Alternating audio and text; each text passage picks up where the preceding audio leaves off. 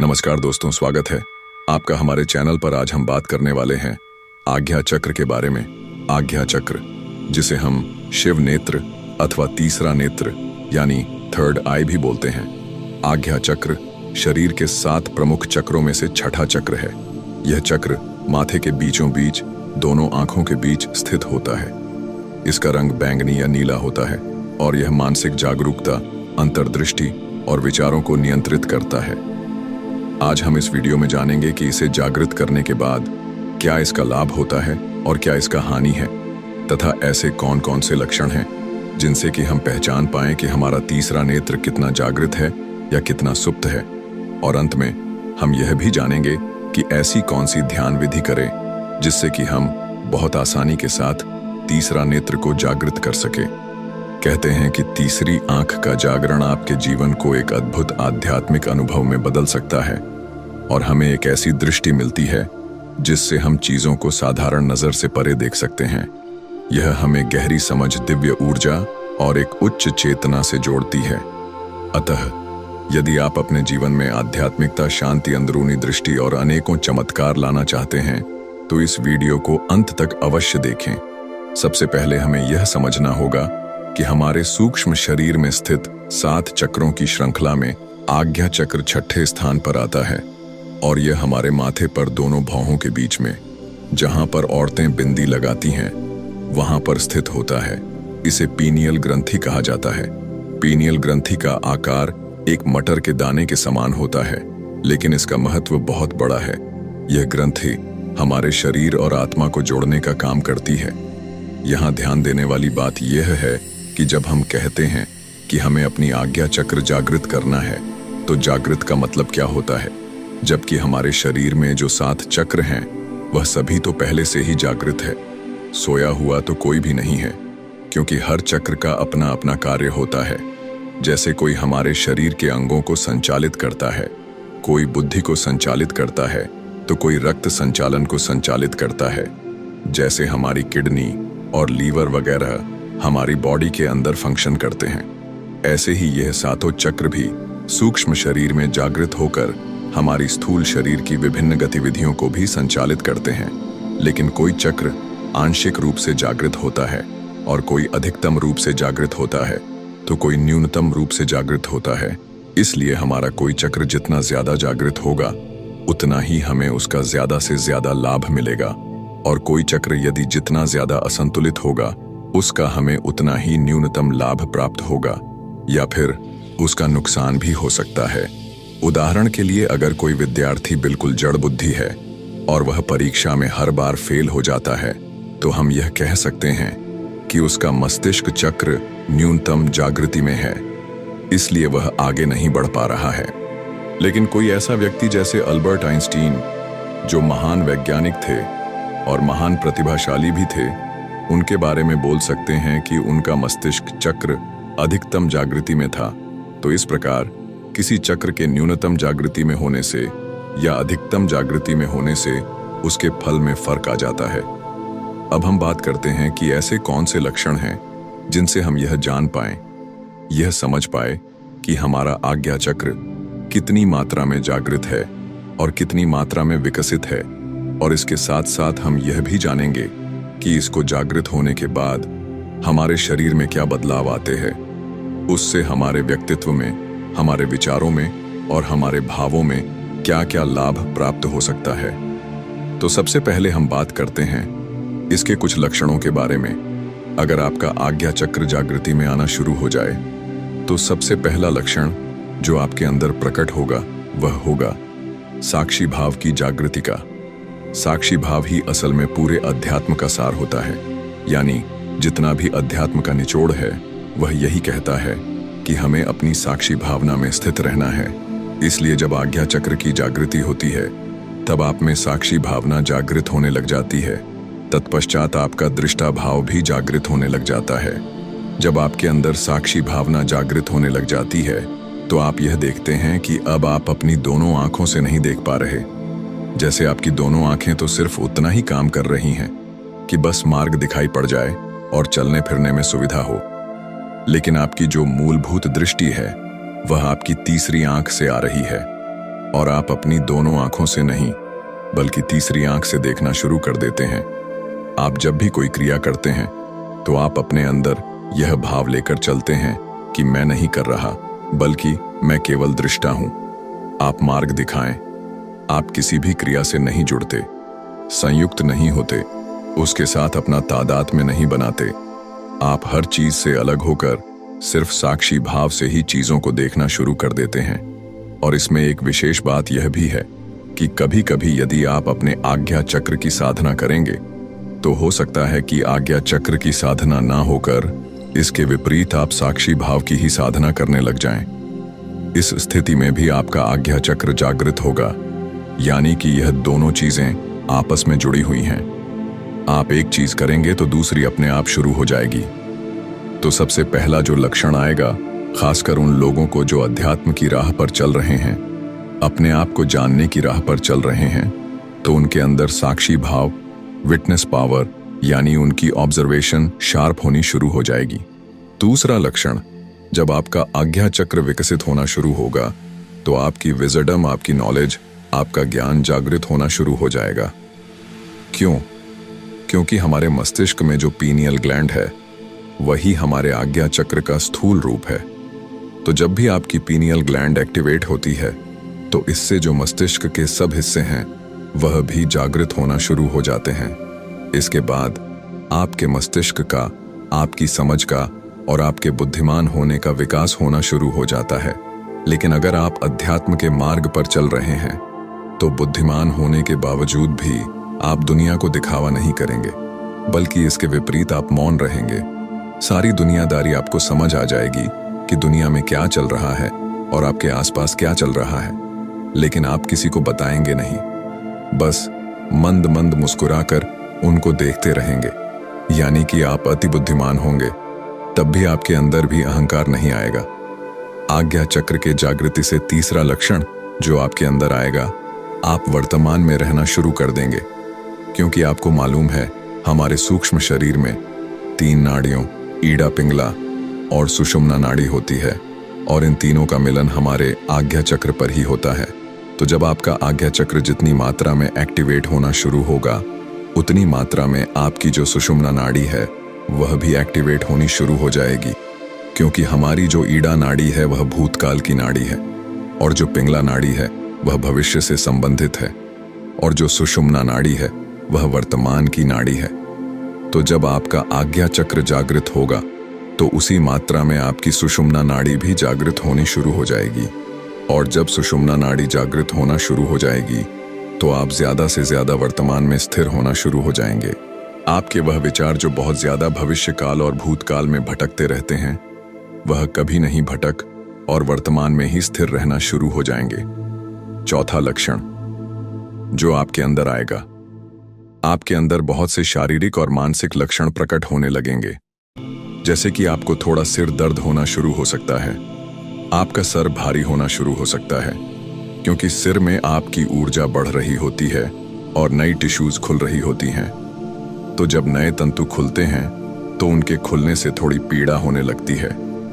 माथे पर वाइब्रेशंस महसूस हो सकते हैं, क्योंकि ऊर्जा का जो प्रवाह है आपकी आज्ञा चक्र पर बढ़ रहा है। तो उसी ऊर्जा के प्रवाह के बढ़ने के कारण ही आपको वाइब्रेशन फील हो रही है।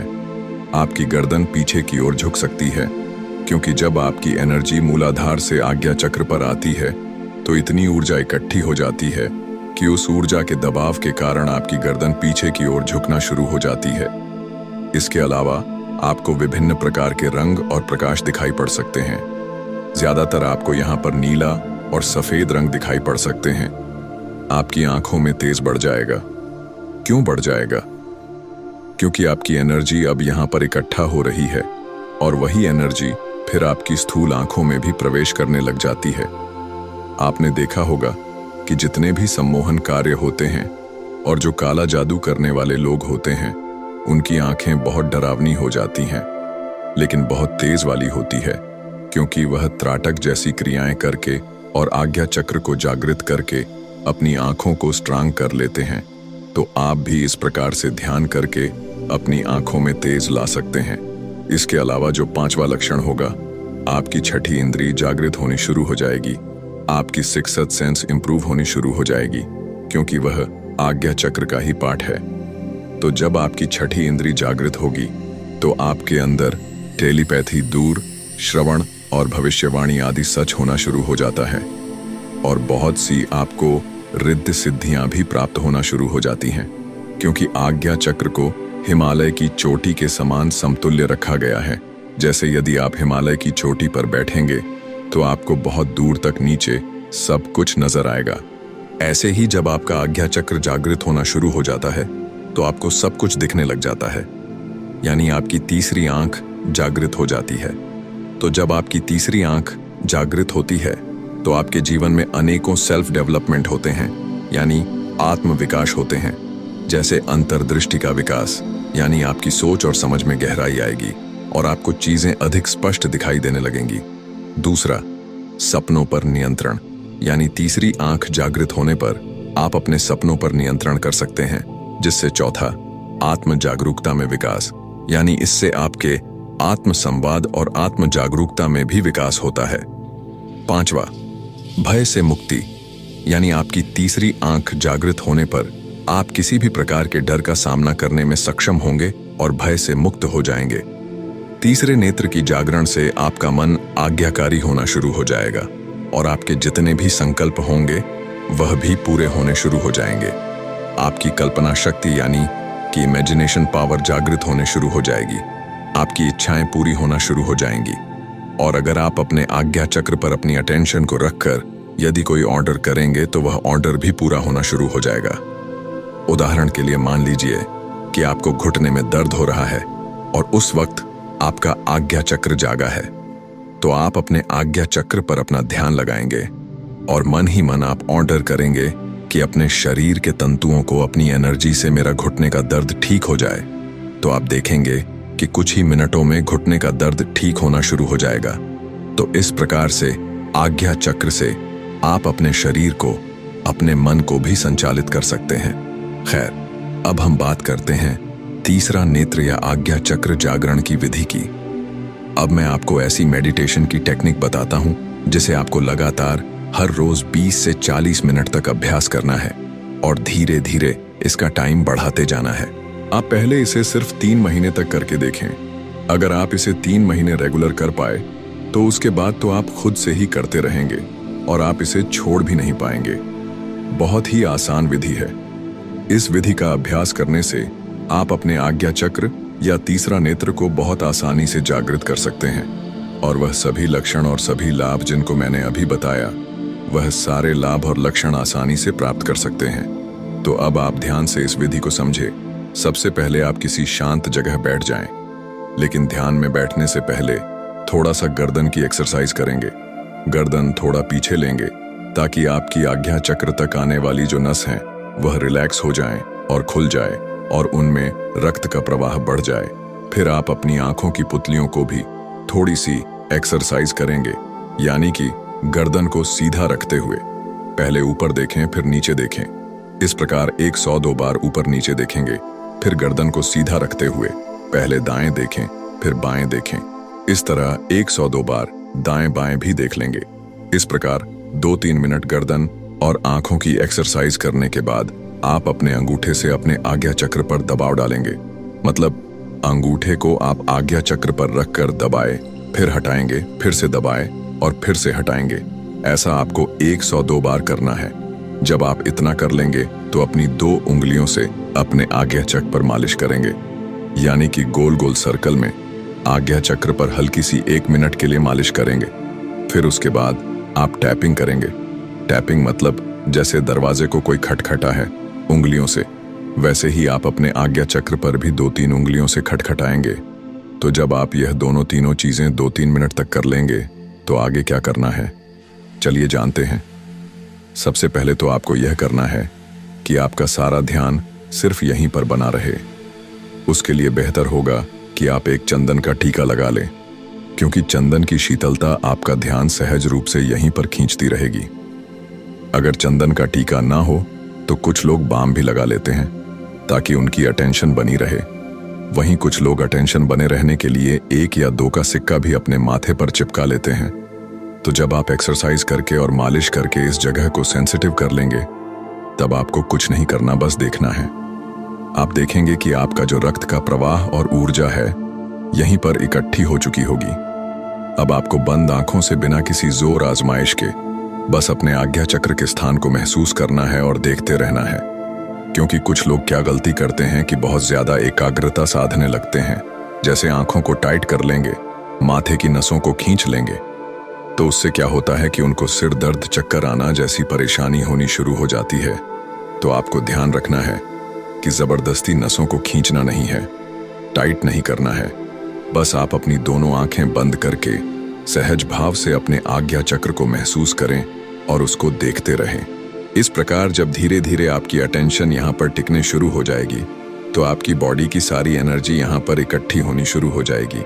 और जितनी ही आपकी अटेंशन तथा एनर्जी यहाँ पर टिकेगी, उतना ही आपका जो चक्र है एक्टिवेट होना शुरू हो जाएगा, या यूं कहें आपका तीसरा नेत्र जागृत होना शुरू हो जाएगा। तो इस प्रकार आप हर रोज 5 मिनट से लेकर 20 मिनट जितना आपको सुविधा हो, आप एक टाइम शेड्यूल बना लें और रोज इस प्रकार अभ्यास करें। सिर्फ इतना करना है कि आपको देखना है, बिना किसी एकाग्रता के, बिना ज्यादा प्रेशर बनाए हुए कम से कम 3 महीने तक इसका अभ्यास करें।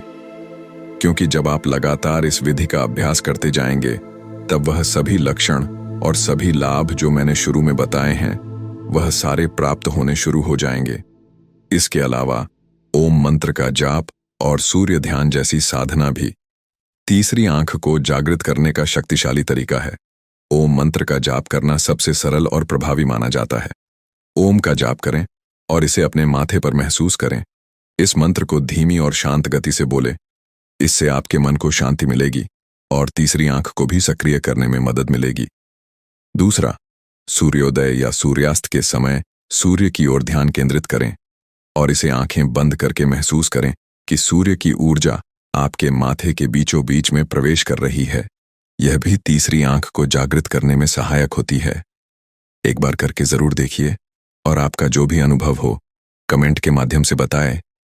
वीडियो अच्छा लगे तो लाइक करें, शेयर करें। अगर वीडियो के दौरान मुझसे कोई गलती हो गई हो तो मैं माफी चाहता हूं।